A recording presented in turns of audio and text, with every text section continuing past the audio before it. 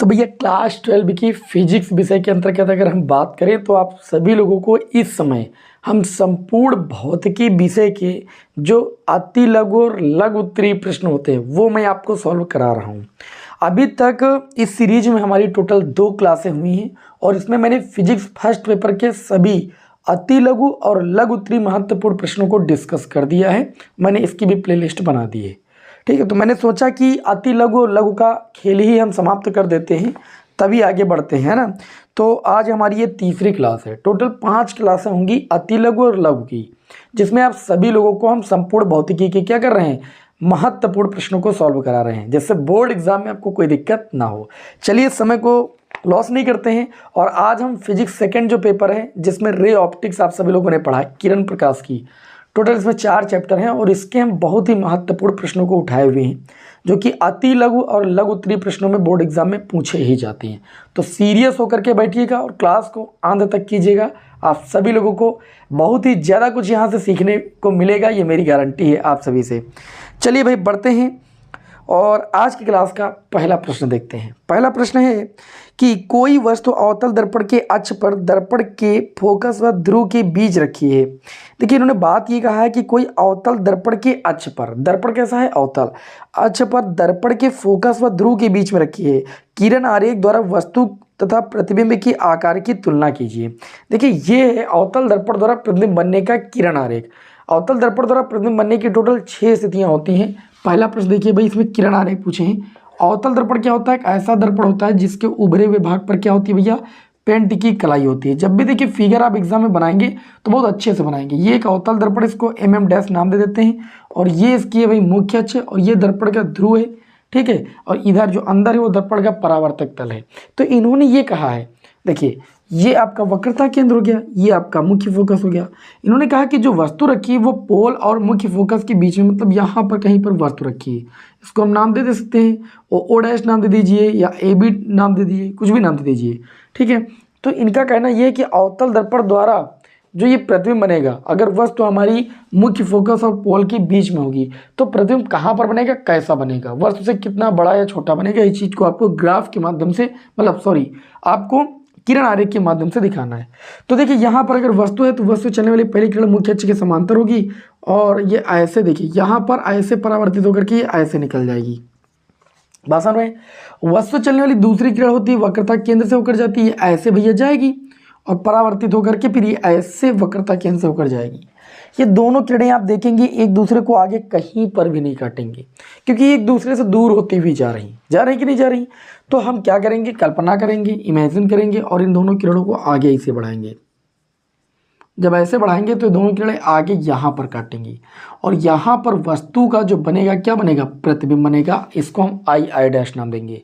तो हम ये कह सकते हैं कि अवतल दर्पण में जब वस्तु मुख्य फोकस और ध्रुव के बीच में होती है तो वस्तु का प्रतिबिंब जो होता है वह आभासी बनता है। आभासी इसलिए बनता है क्योंकि किरणों को हमने इमेजिन करके बढ़ाया है।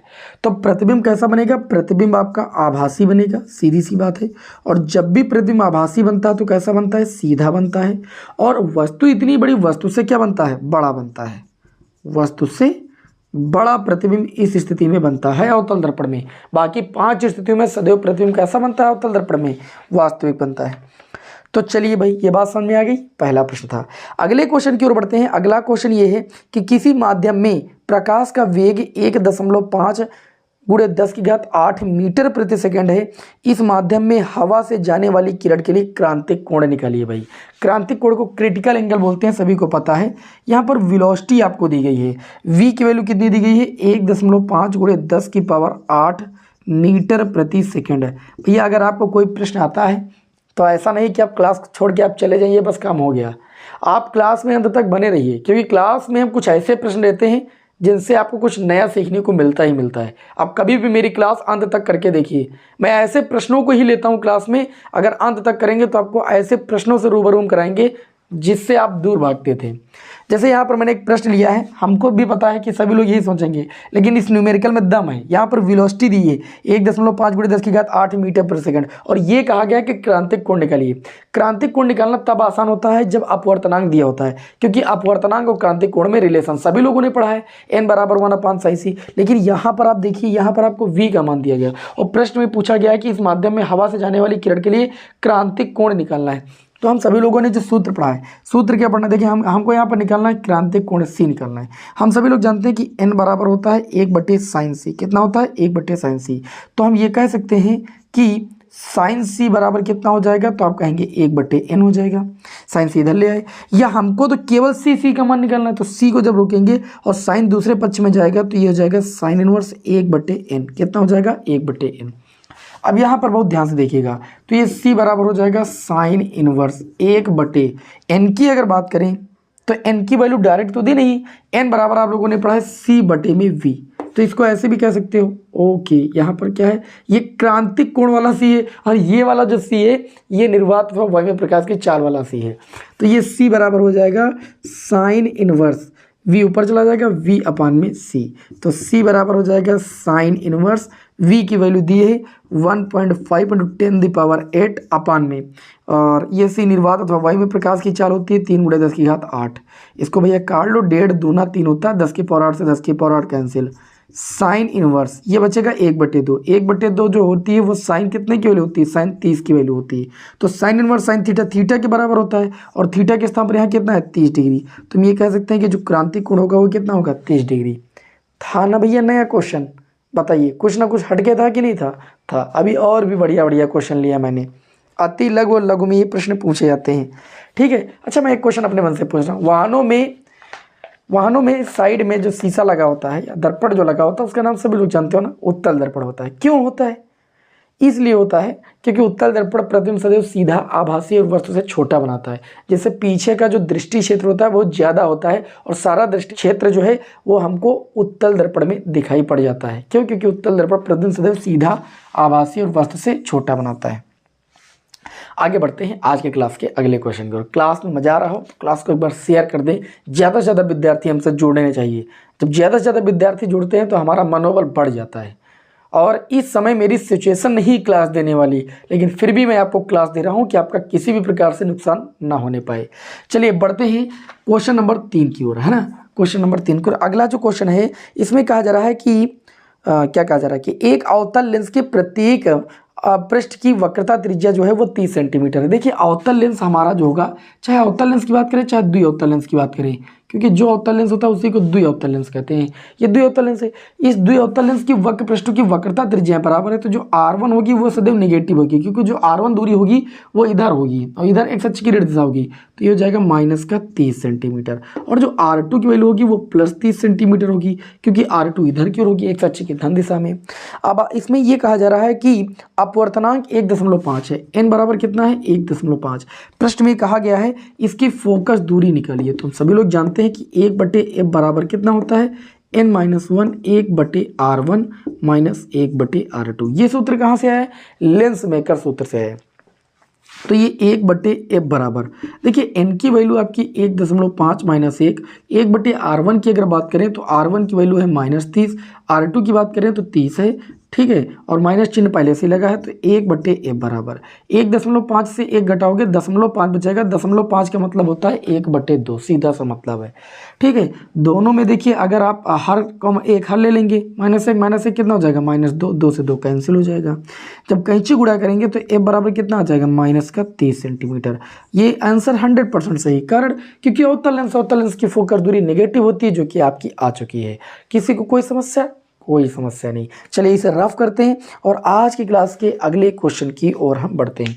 1 और 2 नंबर में भैया ऐसे ही प्रश्न आपसे पूछे जाते हैं, ठीक है। इसको थोड़ा सा रफ कर दें, थोड़ा सा मुझे प्लेस मिल जाए और हम नेक्स्ट क्वेश्चन की ओर बढ़ते हैं बिना समय को लॉस किए हुए। अब जो विद्यार्थी कमेंट हमारे पास कर रहे थे कि सर शॉर्ट क्वेश्चन में बड़ी दिक्कत होती है, लॉन्ग क्वेश्चन तो लगभग हो गए हैं, है ना। काफ़ी सारी मैंने क्लासें भी आपको दे दी हैं। न्यूमेरिकल की तो मैंने बहुत अच्छे से आपको प्रोवाइड कर दी। न्यूमेरिकल में कोई दिक्कत नहीं होनी चाहिए। 99 न्यूमेरिकल सीरीज आप देख लीजिए, क्लास के अंत में मैंने जितनी भी क्लासें आपको प्रोवाइड की उनका प्लेलिस्ट का मैं लिंक दे देता हूँ, आप सभी लोग देख लिया करें, है ना। इस वीडियो के कमेंट बॉक्स में जाएंगे तो आपको लिंक मिल जाएगा सारी क्लासों का, जो भी मैंने अभी तक प्रोवाइड किए हैं लेटेस्ट, जो आपके बोर्ड एग्जाम के लिए बहुत ज़्यादा महत्वपूर्ण है। जैसा 99 न्यूमेरिकल सीरीज, 33 डेरिवेशन सीरीज, ये आपको प्रोवाइड की नहीं की। आंसर पेपर की भी कुछ क्लासें दी है, कुछ बची हुई है, भी दे देंगे आप लोगों को 1-2 दिन में। आगे बढ़ते हैं अगले क्वेश्चन की ओर। अगला जो क्वेश्चन है इसमें कहा जा रहा है कि √3 अपवर्तनांक वाले माध्यम में अपवर्तन कोण ज्ञात कीजिए, जबकि आपतन कोण को इंसिडेंट एंगल बोलते हैं, आई से लिखते हैं। आपतन कोण दिया गया है, क्वेश्चन नंबर भैया 4 है। आपतन कोण आई बराबर आपको कितना दिया गया भैया, 60 डिग्री दिया गया है। आगे प्रश्न में कहा जा रहा है कि अपवर्तनांक n बराबर कितना है, √3 है। तो आपको क्या निकालना, अपवर्तन कोण r निकालना है। आई आर एन कहाँ पर आता है, स्नेल के नियम में। स्नेल का नियम होता है n बराबर साइन आई और बटे में कितना होता है, साइन आर। अगर हम बात करें यहाँ पर तो साइन आई की वैल्यू कितनी है, 60 डिग्री, बटे में हम साइन आर को इधर ले आएंगे और एन को बटे में ले आएंगे, तो ये हो जाएगा साइन आर बराबर, साइन 60 की वैल्यू कितनी होती है, √3/2, और एन की वैल्यू कितनी है, तो आप कहेंगे √3।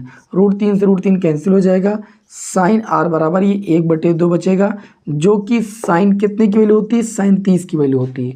अच्छा तुलना करेंगे, साइन से साइन हट जाएगा, आर बराबर कितना आ जाएगा, 30 डिग्री। प्रश्न में क्या कहा गया था भैया, प्रश्न में ये कहा गया था कि अपवर्तन कोण का मान कितना होगा, यानी आर की वैल्यू कितनी होगी, जो कि 30 डिग्री होगी। अगला जो पहले प्रश्न लिया है बहुत ही बढ़िया क्वेश्चन है, एग्जाम में अक्सर पूछा जाता है। मैंने कहा था कोई भी लेंस की जो फोकस दूरी होती है वो 2 बातों पर निर्भर करती है, ज़्यादा निर्भर तो वो प्रकाश के वो क्या कहते हैं, रंग पर भी निर्भर करती है। किसके रंग पर निर्भर करती है, प्रकाश के रंग पर। किसी भी लेंस की फोकस दूरी 2 चीज़ों पर निर्भर करती है, एक तो अपवर्तनांक पर, वक्रता लेंस के अपवर्तनांक पर और वक्रता त्रिज्या पर, साथ ही में प्रकाश के रंग पर भी निर्भर करती है। इस बात को याद रखिएगा, ये अगला क्वेश्चन मैंने लिया भी है, लेकिन इसके पहले क्वेश्चन देखते हैं। लेंस की वायु में फोकस दूरी एवं लेंस को द्रव में डुबोने पर उसकी फोकस दूरी में अनुपात ज्ञात कीजिए। लेंस की वायु में फोकस दूरी की बात करें, देखिए लेंस की वायु में फोकस दूरी, जब मैंने आपको चीज बताया था, किसी लेंस को जिस माध्यम में रखेंगे उसी माध्यम के सापेक्ष ही हम लेंस का अपवर्तनांक निकालेंगे। जैसे लेंस मेकर सूत्र से मैंने पढ़ा 1/f बराबर, यहाँ होता है n मतलब उस अपवर्तनांक लेना है जिस माध्यम में लेंस रखा है, तो वायु में निकालें, तो वायु का कांच के सापेक्ष अपवर्तनांक लेंगे और 1/r1 माइनस 1/r2। अब चूंकि ध्यान दीजिएगा हम वायु में फोकस दूरी निकालें, इसको fa से लिख देंगे, तथा इन्होंने कहा है कि लेंस को द्रव में डुबोने पर, लेंस को जब द्रव में डुबोएंगे, लेंस को द्रव में डुबोने पर, अच्छा तो लेंस को द्रव में डुबोगे तो द्रव के सापेक्ष लेंस के कांच का अपवर्तनांक हमको निकालना होगा, तो ये हो जाएगा 1/fl मतलब द्रव में फोकस दूरी। अच्छा द्रव में अपवर्तनांक निकालेंगे, यानी द्रव के सापेक्ष lng -1 1/r1 माइनस 1/r2। इन दोनों का रेशियो पूछे, इसको समीकरण 1 मान लो, इसको समीकरण 2 मान लो। रेशियो क्या पूछे, रेशियो ही पूछे कि इन दोनों का अनुपात क्या होगा, तो समीकरण 1/2 कर देंगे, और जब समीकरण 1 को 2 से भाग करेंगे तो FL ऊपर चला जाएगा और FA नीचे आ जाएगा। LHS को भाग करेंगे RHS को, 1/r1 माइनस 1/r2 से 1/r1 माइनस 1/r2 कैंसिल हो जाएगा, ऊपर बचेगा ANG -1, बटे में बचेगा LNG -1। बात समझ में आई कि नहीं समझ में आई, ये रेशियो केवल पूछा गया था बस, बाकी इस रिलेशन को मैं करा चुका हूँ, डेरिवेशन वाली श्रृंखला आप देखिए, प्लेलिस्ट देखिए, सब मिल जाएगा। चलिए भाई बढ़िया प्रश्न था। अगला जो मैं क्वेश्चन कर रहा था, वेरी वेरी मोस्ट इंपॉर्टेंट, किसी लेंस की जो फोकस दूरी होती है वह किन किन बातों पर निर्भर करती है। मैंने कोई क्वेश्चन छोड़ दिया क्या हो, 4-5, हाँ ठीक, कोई किसी लेंस की जो फोकस दूरी होती है वह किन किन बातों पर निर्भर करती है। इसका उत्तर ये है, कॉपी पेन उठा करके लिख लीजिए, किसी लेंस की जो फोकस दूरी होती है वह, आप खुद देख लीजिए ना, किसी लेंस की फोकस दूरी वह अपवर्तनांक पर भी निर्भर करती है, साथ ही में वक्रता त्रिज्या पर निर्भर करती है। तो 2 चीज़ों पर निर्भर करती है, किसी लेंस की फोकस दूरी लेंस के पदार्थ के अपवर्तनांक पर निर्भर करती है, नंबर 1। नंबर 2 वक्रता त्रिज्या पर निर्भर करती है, जो लेंस की वक्रता त्रिज्या होती है उस पर निर्भर करती है, और नंबर 3 प्रकाश के रंग पर भी निर्भर करती है कि प्रकाश का रंग कैसा है। अब आप कहेंगे प्रकाश के रंग पर कैसे निर्भर करती है, भैया आप देखिए ये अपवर्तनांक है कि नहीं, और अलग अलग रंगों के लिए अपवर्तनांक भी अलग अलग होता है। तो अगर रंग बदलेगा तो अपवर्तनांक बदलेगा, और अपवर्तनांक बदलेगा तो जाहिर सी बात है फोकस दूरी बदलेगी। अभी मैंने इस पर एक न्यूमेरिकल भी लिया है, देखिएगा कितना मस्त न्यूमेरिकल लिया है। इसीलिए कहते हैं धैर्य के साथ आप पढ़ाई कीजिए, बहुत मजा आने वाला है। अगला देखिए मैंने क्वेश्चन लिया है, आपको हम दिखाई देते हैं इस प्रश्न को। क्या किसी लेंस की लाल प्रकाश के लिए फोकस दूरी नीले प्रकाश के लिए फोकस दूरी से अधिक होगी, कामा समान होगी या कम होगी? क्या होगी ये आपको बताना है। तो लेंस की फोकस दूरी की अगर हम बात करें, लेंस की फोकस दूरी, लेंस की फोकस दूरी, अभी मैंने बताया लेंस मेकर सूत्र से 1/f बराबर होता है ANG या n-1 1/r1 माइनस 1/r2। अब मेरी बात को समझिएगा, मैं आपको क्या समझाना चाह रहा हूँ। इनका कहने का मतलब है कि आपको क्या किसी लेंस की लाल प्रकाश के लिए फोकस दूरी, अगर हम लाल प्रकाश के लिए बात करेंगे और फिर नीले प्रकाश के लिए बात करेंगे, तो मेरी बात को समझिएगा। आप लोगों ने क्रम पढ़ा था VIBGYOR, विबग्योर पढ़ा था कि नहीं? ये विबग्योर जो क्रम था ये तरंगदैर्ध्य का बढ़ता हुआ क्रम था, अर्थात वायलेट मतलब बैंगनी रंग की का तरंगदैर्ध्य कम था और अंत में पढ़ा रेड का मतलब लाल रंग की तरंगदैर्ध्य सबसे ज़्यादा थी। साथ ही में ये क्रम अपवर्तनांक का घटता हुआ क्रम था, अर्थात बैंगनी रंग की जो अपवर्तनांक था वो अन्य रंगों से के अपवर्तनांकों से ज़्यादा था। तो यहाँ पर दो रंग की बात हुई, एक तो बात हुई है NR मतलब अपवर्तनांक रेड रंग का, और एक अपवर्तनांक ब्लू रंग की बात हुई। तो चूंकि देखिए ब्लू पहले पर रहा रेड के, अर्थात हम ये कह सकते हैं कि ब्लू का जो अपवर्तनांक होगा यानी NB जो होगा वो NR से ज़्यादा होगा। अब आप एक चीज़ बताओ, अगर अपवर्तनांक ज़्यादा है तो अपवर्तनांक ज़्यादा होने का मतलब है अपवर्तनांक फोकस दूरी की क्या है, व्युत्क्रमणपाती। अपवर्तनांक अगर ज़्यादा है तो फोकस दूरी क्या होगी, तो हम ये कह सकते हैं कि जो फोकस दूरी होगी किसकी, FB की, वो कम होगी किससे भाई, FR से। हम ये कह सकते हैं कि जो लाल रंग की फोकस दूरी होगी वो क्या होगी, ज़्यादा होगी।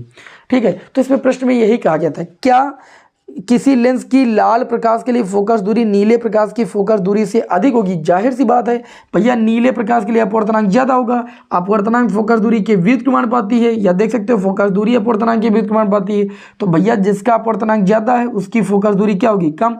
तो हम ये कह सकते हैं ब्लू रंग यानी जो नीला रंग है उसकी फोकस दूरी क्या होगी, कम होगी, किससे, लाल रंग से। हाँ, तो यही है कि लाल प्रकाश के लिए फोकस दूरी नीले प्रकाश वाले फोकस दूरी से अधिक होगी। अब आप समझ सकते हैं कितना मस्त क्वेश्चन था। मैंने कहा आप लोगों से कि बहुत ही प्यारा क्वेश्चन था। आगे बढ़ते हैं आज की क्लास के अगले क्वेश्चन की ओर। अगला जो मैंने क्वेश्चन आप सभी लोगों के समक्ष सिलेक्ट किया है, बहुत ही प्यारा प्रश्न है और इसको अच्छे से देखिएगा। अगला प्रश्न ये है जो कि प्रकाशिक यंत्र चैप्टर से उठाया है मैंने। इसमें कहा जा रहा है कि परावर्तक जो दूरदर्शी होती है इसकी दो विशेषताएं लिखिए। और अथवा करके प्रश्न ये भी आया एग्जाम में कि अपवर्ती दूरदर्शी की तुलना में परावर्ती दूरदर्शी क्यों अच्छा है। एग्जाम में कई बार क्वेश्चन पूछा गया है, तो मैं आपको बताना चाहूँगा कि जो परावर्ती दूरदर्शी होती है, परावर्ती दूरदर्शी में अवतल दर्पण का उपयोग किया जाता है। अवतल दर्पण के उपयोग से जो प्रतिबिंब बनता है वो बहुत ज़्यादा चमकीला बनता है। अब आप सोचिए कि प्रतिबिंब अगर चमकीला बनेगा तो स्पष्ट दिखाई देगा, ठीक है। तो जो परावर्ती दूरदर्शी द्वारा प्रतिबिंब बनता तो दूर स्थित वस्तु का ही प्रतिबिंब है लेकिन चमकीला बनता है। और अपवर्ती दूरदर्शी में प्रतिबिंब बनता तो दूर स्थित वस्तु का ही है, अपवर्ती दूरदर्शी को ही खगोलीय दूरदर्शी कहते हैं। दूर स्थित वस्तु का ही प्रतिबिंब बनता है लेकिन उतना चमकीला नहीं बनता जितना परावर्ती दूरदर्शी का बनता है। अपवर्ती दूरदर्शी में गोली विपथन का दोष भी पाया जाता है, अर्थात दूर से चलने वाली जो किरणें होती हैं वह जगह जगह पर बिंदुओं पर मिलती हैं। मतलब एक ही बिंदु पर ना मिलकर के अगर अलग अलग बिंदुओं पर कई सारी किरणें मिले तो उसे कहते हैं वर्ण विपथन का दोष।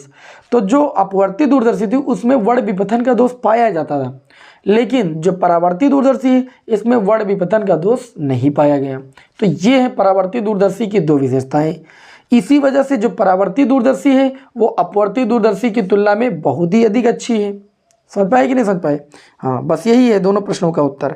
अगला जो मैंने क्वेश्चन लिया है इसमें कहा गया दूरदर्शी और सूक्ष्मदर्शी के अभिदृश्यकों की रचना में क्या अंतर है। आपको बताया गया था अभिदृश्यक लेंस क्या होता है, एक ऐसा लेंस होता है जो वस्तु की ओर स्थित होता है। तो सूक्ष्मदर्शी में अगर हम बात करें तो सूक्ष्मदर्शी में अभिदृश्यक लेंस छोटे द्वारक का था और नेत्रिका लेंस जो नेत्र के पास लेंस था वो बड़े द्वारक का था। जबकि जो आपका अपवर्ती दूरदर्शी है उसमें वस्तु की ओर बड़े द्वारक का लेंस था जिसे अभिदृश्यक लेंस कहते हैं और नेत्रिका की ओर छोटे द्वारक का लेंस होता है। तो हम ये कह सकते हैं कि संयुक्त सूक्ष्मदर्शी और खगोलीय दूरदर्शी में इतने अंतर है कि संयुक्त सूक्ष्मदर्शी के अभिदृश्यक लेंस का द्वारक छोटा और कम फोकस दूरी का, जबकि खगोलीय दूरदर्शी के अभिदृश्यक लेंस का जो द्वारक और फोकस दूरी है वह अधिक होता है।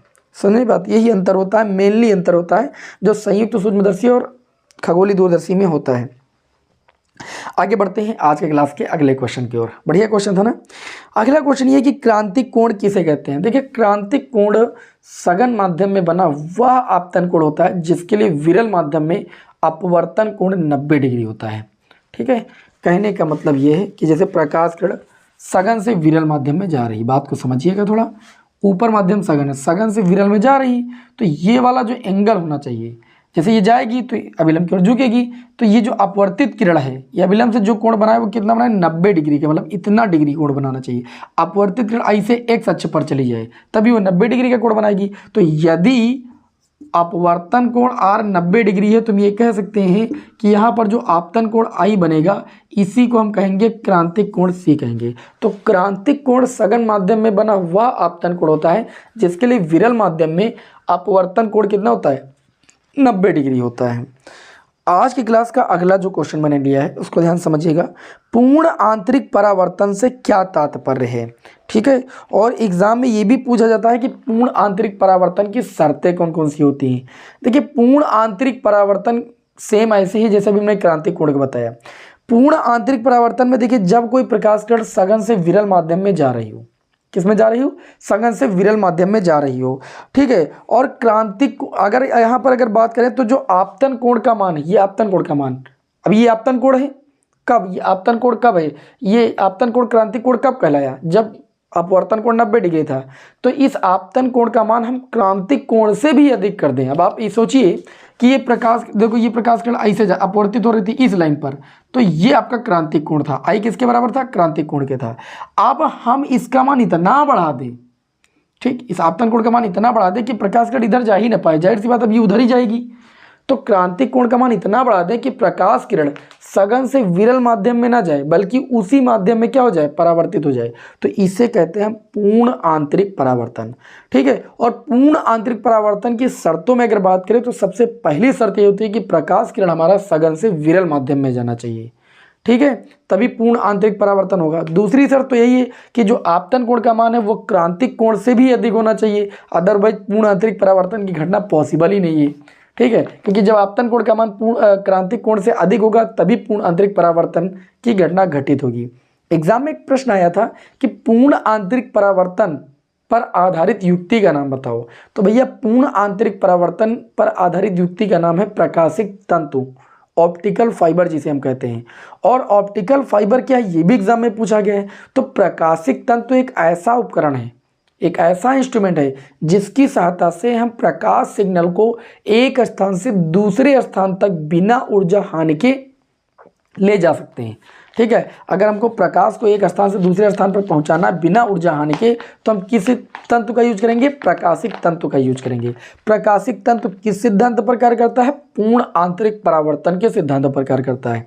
ये क्वेश्चन इंपॉर्टेंट है, इसे याद रखिएगा।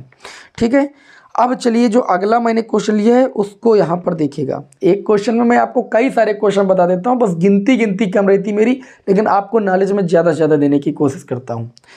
अगला क्वेश्चन देखते हैं भैया। अगला क्वेश्चन मैंने आप सभी लोगों के समक्ष लिया है, न्यूमेरिकल ही लिया है, क्योंकि देखिए रे ऑप्टिक्स से ज़्यादा न्यूमेरिकल ही एग्जाम में आते हैं। इसमें दिया गया है कि क्राउन कांच से द्वि अवतल लेंस बनाना है।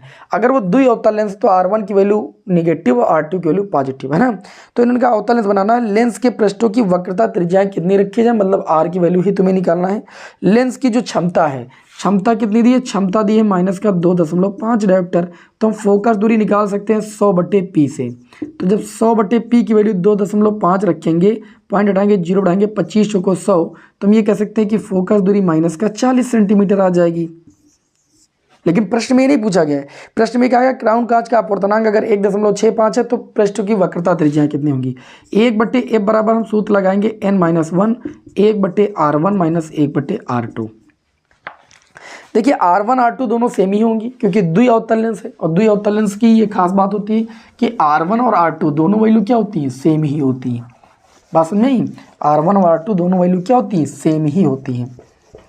बस ये फर्क होता है कि अगर द्वि अवतल लेंस है तो R1 की वैल्यू निगेटिव होगी और R2 की वैल्यू क्या होगी भैया, पॉजिटिव होगी। ठीक है, क्योंकि वो उधर की ओर होगी, अभी मैंने बताया भी है। तो यहाँ पर देखिए इन्होंने कहा फोकस दूरी 40 है, तो 1/-40 है ना। और अपवर्तनांक बोला गया है कि 1.65 -1। R1 की वैल्यू हमने कहा -R होगी, तो -1/R और -1/R ये होगा ही, चूँकि माइनस सूत्र वाला होता है, R2 पॉजिटिव होगी। जब इसे सॉल्व करेंगे तो -1/40 बराबर 1.65 से 1 घटाएंगे 0.65 हो जाएगा, -1 -2 हो जाएगा, बटे में R हो जाएगा, माइनस माइनस दोनों पक्षों में कैंसिल हो जाएगा भैया, हो जाएगा ना। R को इधर ले आएंगे, R बराबर हो जाएगा 0.65 × 2 और गुणे में कितना भैया 40, गुणा कर लो। R बराबर कितना आएगा कमेंट बॉक्स में जल्दी बताओ, ठीक है। R कितना आएगा आपका 52 सेंटीमीटर, मैं लिख देता हूँ, डायरेक्ट आप इसे सॉल्व कर लीजिएगा, कोई दिक्कत वाली बात नहीं है। ओके, चलिए रे ऑप्टिक्स के भैया लगभग जो 1 नंबर और 2 नंबर वाले प्रश्न थे वो मैंने यहाँ पर उठा लिए, ठीक है। अब नेक्स्ट क्लास में आप लोगों को जो वेव ऑप्टिक्स है ना, वेव ऑप्टिक्स के बाद वेव ऑप्टिक्स में भी 4 चैप्टर आते हैं, फिर एक प्रकाश वैद्युत प्रभाव वाला चैप्टर है। इन दोनों चैप्टरों के हम महत्वपूर्ण प्रश्न लेंगे और ये क्लास आपको बहुत जल्द ही मिलेगी, बहुत ज़्यादा आप समय नहीं लगाएंगे। और जो नाभिक, न्यूक्लियस और सेमीकंडक्टर चैप्टर है उसकी एक अलग क्लास ले लेंगे। इस तरीके से आपके सारे अति लघु और लघु उत्तरीय प्रश्न सॉल्व हो जाएंगे। फिर महामैराथन एक क्लास लेंगे 2, एक बहुविकल्पी की फिजिक्स फर्स्ट पेपर की और एक बहुविकल्पी फिजिक्स सेकंड पेपर की। बस आप टेंशन बिल्कुल मत लीजिए, है ना, सब तैयार करा देंगे। चलिए भाई, आप सभी लोगों को बेस्ट ऑफ लक। जय हिंद, वंदे मातरम।